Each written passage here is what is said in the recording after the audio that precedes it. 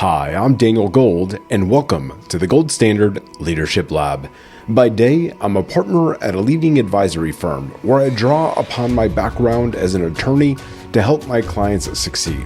This podcast, though, is my personal project, completely separate and apart from my day job, but reflects the same passion that I exhibit everywhere for teaching, mentoring, and helping others succeed through simple, impactful lessons. It is my hope that you'll walk away with practical takeaways to help you on your leadership journey. Thanks for being a part of this community and for joining me in the Leadership Lab. Let's get started. Every January, millions of people around the world resolve to do something. Go to the gym, eat better, meditate, get promoted, read more books. And then every February, most of those resolutions are already broken. Here's what I want you to consider. The problem isn't willpower. The problem isn't discipline. The problem is that resolutions are built on the wrong foundation. When you make a resolution, you are resolving to do or not do a thing. You're focused on the what. But you haven't asked yourself the most important question. Why does this even matter to me? And who do I want to become? So I'd like you to think back to the resolutions you've made over the years. What happened when you broke them? Did you go easy on yourself? Did you chalk it up to, well, that would have been nice, and then just move on? Or did you tell yourself you just didn't have enough time? More importantly, how did you feel right then in that moment when the resolution was broken? If you were hard on yourself, which many of us are, I want you to pause and think about something else. Why did you make that resolution in the first place? What were you really after? What qualities about yourself were you hoping to develop that would make you successful at whatever it is that you chose? Do you see what we're doing here? There's a fundamental difference between resolving to do a thing and identifying the qualities of the human that you want to become. So I want to talk to you about the why, what, and how framework. And let me offer you a different way to think about this. So most resolutions start with the what. I want to go to the gym 3 days a week. I want to lose 20 pounds. I want to get a promotion. But the what by itself has no staying power whatsoever, because when life gets busy, when motivation fades, when the alarm goes off at 5:30 a.m. and it's cold outside, the what isn't enough to get you out of bed. What's missing is the why.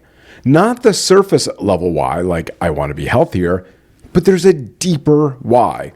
What qualities do you want to cultivate? What kind of person do you want to show up for your family, for your team, and for your clients?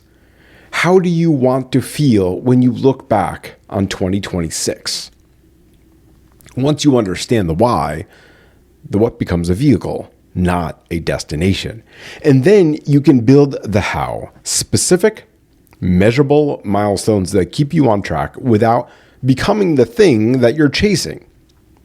This is where tools like objectives and key results, or OKRs, come in.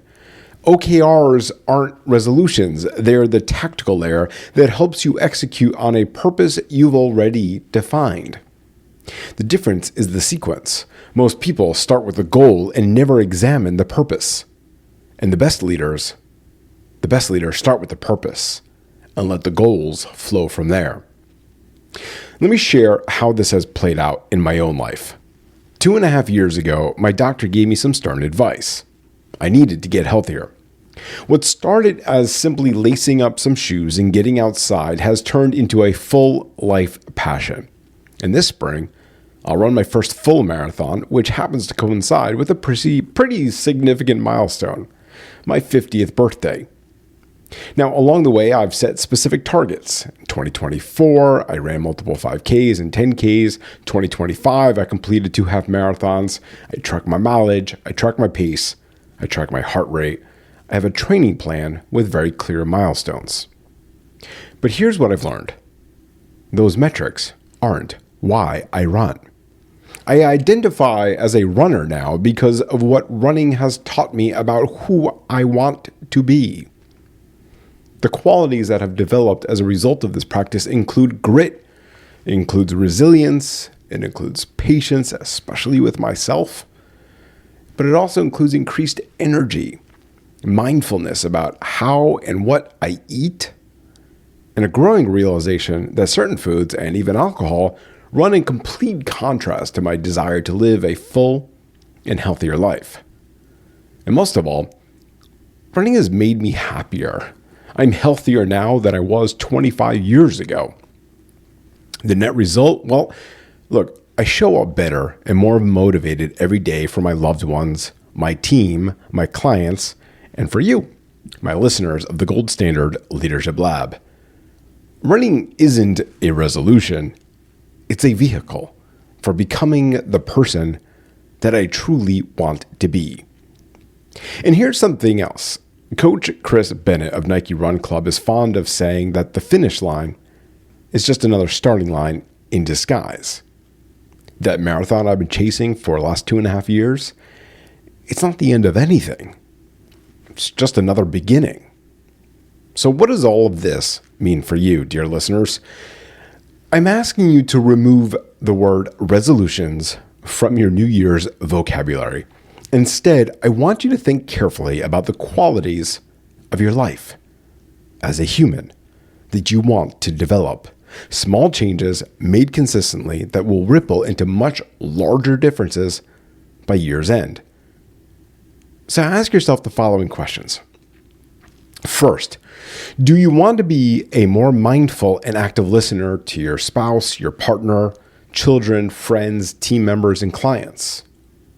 Second, do you want to slow down enough to have time in your daily calendar to think, to process that meeting you were just in, to digest the summary and identify the next action items? Third, do you want to pay more attention to your team and authentically thank and appreciate them both in private and in public? So if you answered yes to any of those, you've identified something worth working on. More importantly, you've identified a quality that is worth developing, not a task to complete. Once you've identified the qualities that you want to cultivate, you need to practice that support them. A few that have made a real difference in my life includes 1, meditation, because even just a couple of minutes per day builds the capacity for presence and active listening. You don't need to have a meditation practice for 20 or 30 minutes. Just a few minutes, and most of all, you need consistency. It's the consistency in meditation practice that makes a huge difference. Second, gratitude journaling. It shifts your attention towards appreciation, which naturally flows into how you engage with your team and the people around you. Weekly reviews on Friday afternoons. That gives you space to process your week and prepare for the week ahead. This is how you take control of your calendar instead of letting your calendar control you. And none of these are resolutions. They're practices that shape the person that you want to be. The doing actually serves the being. One pillar of what I call the golden leadership cycle is reinvention. Now, the other two are resilience and empowerment, and you can find more about the golden leadership cycle in the Gold Standard Leadership Lab resources section on the website. You're never too seasoned or too early in your career to reinvent yourself. Believe me, I know this from personal experience in my own career. So the invitation I'm extending to you right now is simple.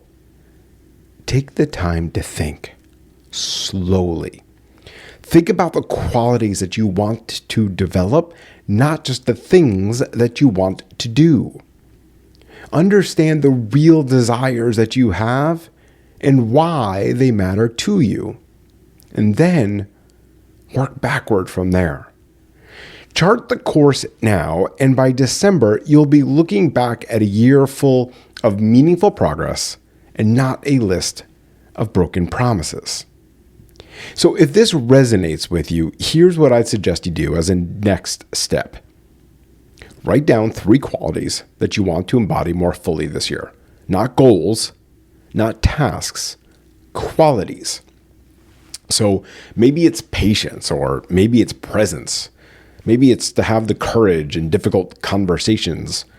Maybe it's showing up with more energy for the people who matter most in your life. Once you have those 3 qualities, I want you to ask yourself, what practices or pursuits would help me develop them? That's your what. And from there, you could build the how. And if you need a hand working through this, reach out to me. I'd be glad to think through it with you. So here's to a new year defined not by what you resolved to do, but by who you are becoming. And remember, leadership isn't about perfection. It is about progress. Take this lesson, put it into action, and continue setting the gold standard in your own life and at work. See you all next time.